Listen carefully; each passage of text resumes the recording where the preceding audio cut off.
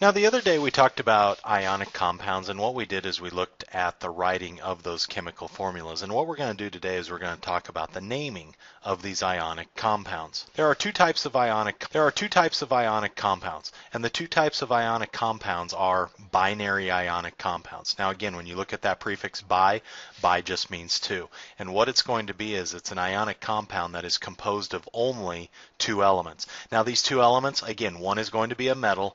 Ammonium will also fall in this category if there is a monoatomic anion. So again, if we have the ammonium ion, which is NH4+, and then that anion is going to be a singular element or a singular ion, it too will follow these binary rules. The second one is going to be a polyatomic ionic compound, and a polyatomic ionic compound is just going to be any compound that is composed or made up of those polyatomic ions. Some steps for naming binary compounds. Step number one, you're going to name that cation using just that element name. So again, look up the symbol, look up its element name, write it down. Step number two is going to be to name that anion with its nonmetal name. But what we're going to do is we're going to drop the ending of that anion and add IDE. So for example, oxygen will become oxide. Sulfur will become sulfide. Phosphorus will become phosphide. Now, here's an important thing to know. If that cation has a Roman numeral, make sure you're using it.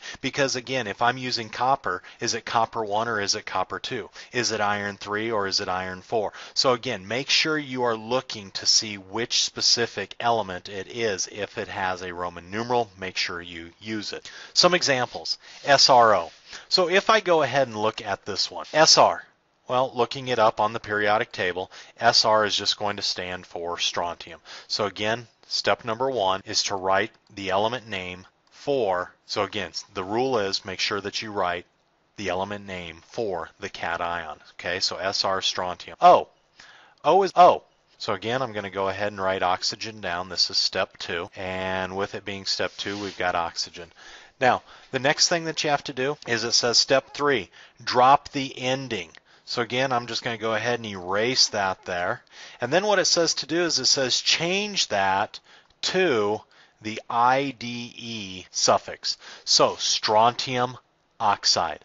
So again, strontium, there are no Roman numerals, there are no other forms of strontium, so this one is just going to be strontium oxide. Name the metal, name the nonmetal with the IDE suffix. So again, as I said, strontium oxide. When I look at this one, again, don't really worry about these numbers down here. Those numbers came from what we talked about yesterday when we talked about crossing those oxidation numbers. Mg is magnesium. P is phosphorus, but when I drop that ending and add IDE, it's going to become magnesium phosphide. Cu, okay, here we go.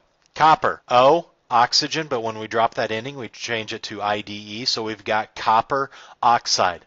But here's the thing. We've got copper 1, we've got copper 2.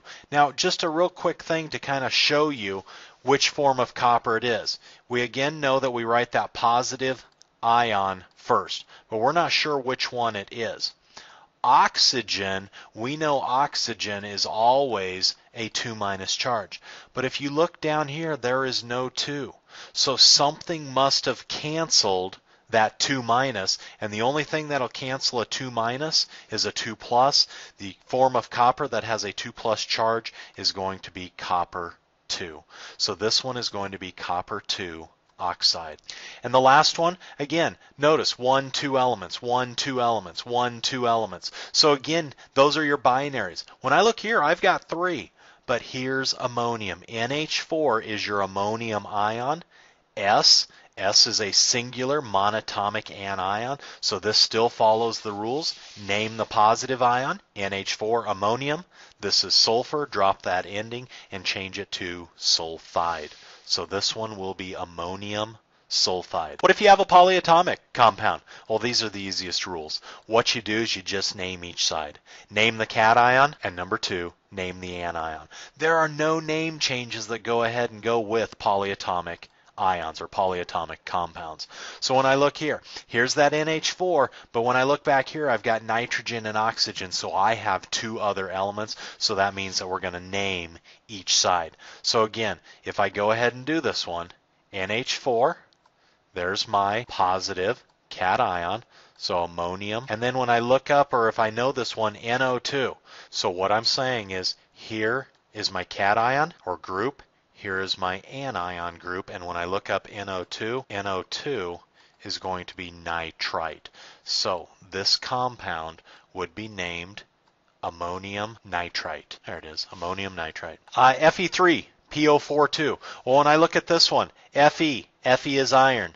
PO4, that's phosphate. Now here's the thing, there's an iron 2 and an iron 3. Well, let's just bring this back. Let's uncross them, and if we uncross them, what we're saying is this. We're going to bring the 2 up here. Which form of iron has a +2? And that's going to be iron 2. So this one would be iron 2 phosphate. Now, nitrite or nitrate, how do you know which is which? Again, one is NO2, one is NO3.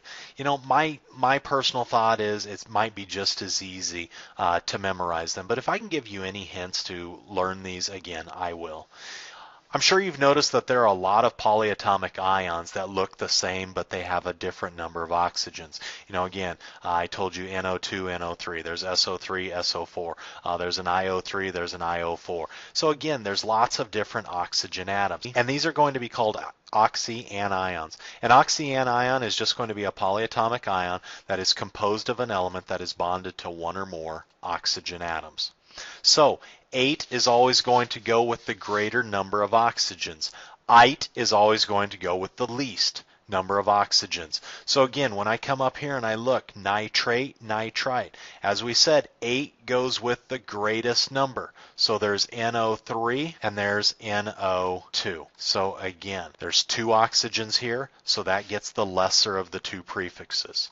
We've got NO3. There's 3 oxygens, that gets the greater of the 2 prefixes. Same thing with sulfate and sulfite. Sulfate, 8, SO4.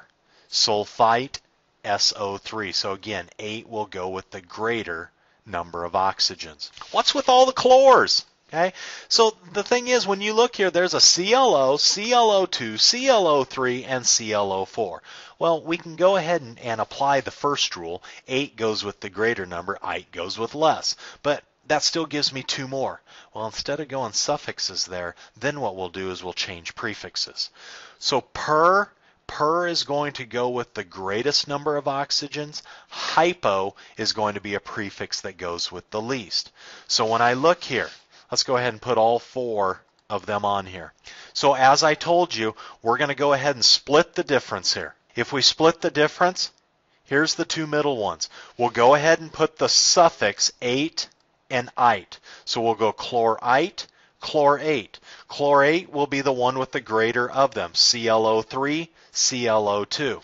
Now, what we're going to do is we're going to keep this same ending here, chlorate, but as it says up here, per is going to go with the completely greatest number. This one has 4 oxygens, so what we're going to do is we're going to add that prefix out in front, per. This one right here, again, there's chlorite, the lesser of them. Again, this one only has 1, so what we'll do is we'll go ahead and add that prefix out in front. So we've got hypo, chlorite, chlorite, chlorate, and perchlorate.